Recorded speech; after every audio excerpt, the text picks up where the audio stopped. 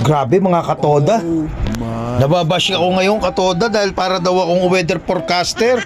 Ako raw yung nag-a-announce ng mga walang pasok dahil sa bagyo. Halos kasabay ko daw kasi po ganito yung mga katoda. Anday lang po niyang mga katoda. Bukod sa pagiging tricycle driver ako. Pagiging tricycle driver. Kasi service po ko ng mga bata. Dito po sa amin, ang eskwela ko pong sineservisan sa Siralupa Elementary School, KN, Mabato, meron pa akong matawag dito, Kalambasin, CI, Meribel, 5. Tapos sa mga estudyante ko po, mga katoda 30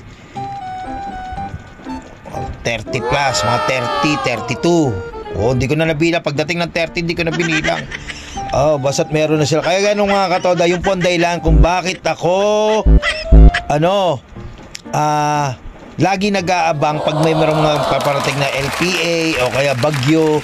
Lagi po ako nag-aabang dahil ang hirap po talaga mga katoda ng may ulan tapos wala namang announcement na walang pasok.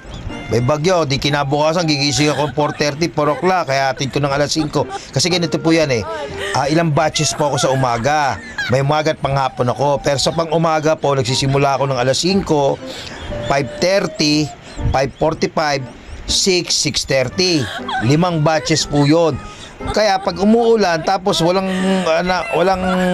announcement na walang pasok si Gob or si Mayor o Presidente ng Pilipinas, natin sila hanggang 6:30, uuwi na ako ng 6:30 kung ako'y coding at meron lang ako service.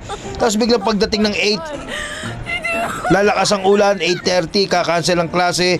Sabay-sabay ko pong iuuwi yon sa umaga. Siguro po mga 20 po na ihatid ko. Sa 5 batches na yon, 20, 25.